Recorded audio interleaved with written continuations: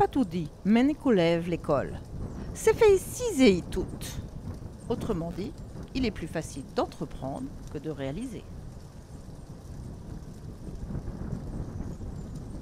Les prévisions du bulletin de la région Caraïbe ont annoncé en début d'année une année record d'échouement de sargasses.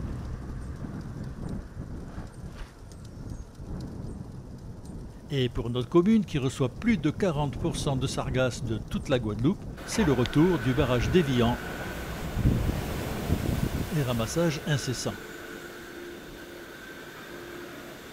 Des expérimentations plus ou moins réussies.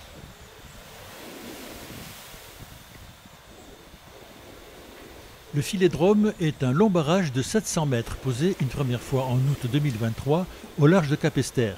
Il représentait un coût initial de 182 280 €, somme importante puisqu'il a tout de suite montré ses limites. Tout d'abord, un point de jonction ouvert laissait s'accumuler les sargasses. Puis, quelques mois plus tard, une météo contraire à plus de 1000 km de nos côtes a eu raison du barrage fraîchement posé.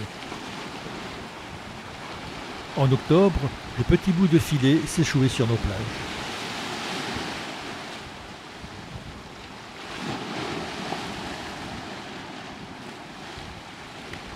Il y a quelques semaines, alors que la saison cyclonique s'annonce, nouvelle pause de ce filet.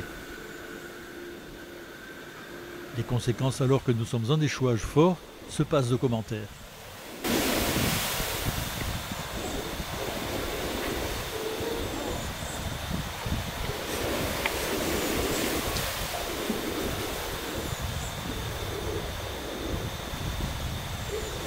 Au bourg, c'est surtout une lassitude et un sentiment d'abandon. La population endure la puanteur des émanations de sulfure d'hydrogène qui brûlent les yeux et les poumons. Sans connaître les effets sur le long terme.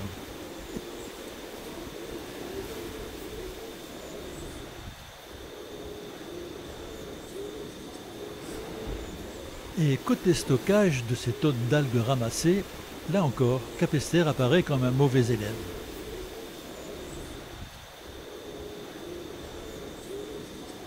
Les recommandations de l'ADEME et de l'ARS indiquent un étalement des sargasses sur une hauteur de 10 cm maximum, afin qu'elles sèchent plus vite.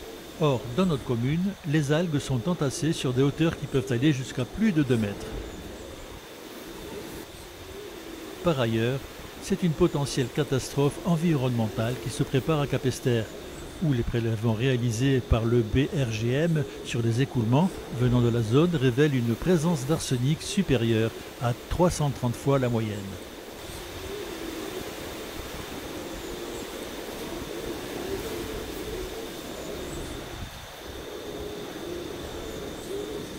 En 2018, une opération ville morte a été organisée. Pas la peine, nous sommes déjà une ville morte. Car si les commerces s'en sortent plus ou moins, la population déserte le bourg. Et ceux qui restent observent stoïques la nature qui se venge ici des conséquences humaines.